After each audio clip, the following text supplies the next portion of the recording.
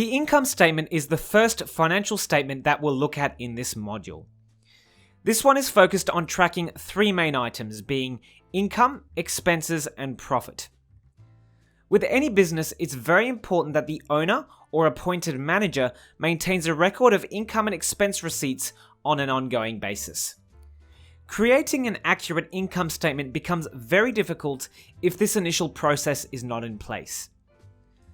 If the business owner or manager has this record, then they could provide this to an accountant who will draw up an income statement. It's important to understand that income statements are periodic, meaning that records usually capture business activities in a semi-annual or annual timeframe. You'll see why this is important as we go along. To illustrate how an income statement works, let's look at Beck and her new clothing retail business. She wants to review an income statement for the past year of business activities.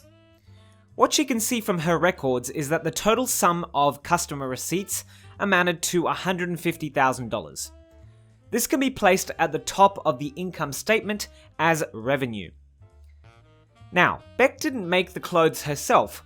She actually had these imported from Europe. The cost of buying these clothes was $80,000. This is noted as the cost of goods sold, or COGS. By the way, in financial statements, outflows or losses are indicated by brackets as opposed to negative signs. The difference between revenue and COGS represents Beck's gross profit. So this is the profit that only factors in the direct cost of making or producing the business products. Not all businesses will record gross profit, but many retail businesses often do. Right, so let's have a look at some of Beck's other business expenses. $30,000 went towards rent for operating out of the shop. $2,000 went towards utilities like water and electricity. And she also spent $5,000 on online advertising. In Australia, businesses can also claim depreciation of certain assets as an expense. Depreciation is the concept that assets often lose their value over time. The benefit for businesses in claiming this expense is that they can reduce the amount of tax payable even though depreciation is not a cash outflow. One way of calculating depreciation is using the prime method, assuming the asset depreciates in value at a constant rate. Alternatively, there's the diminishing value approach, which assumes an asset depreciates more heavily in the earlier years after purchase.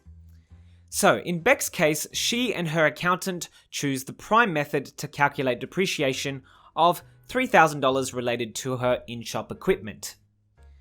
By subtracting these other expenses from Beck's gross profit, we see that this remainder is $30,000.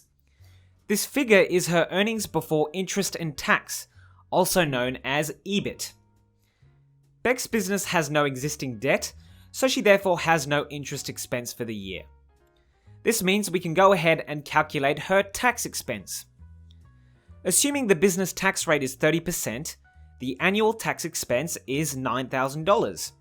So her final net profit for the past year, considering all business expenses, is $21,000. This right here is what an income statement is. It is just a document that captures the total money inflows and outflows from the business. It's like an annual scorecard to see how the business has performed during a certain period.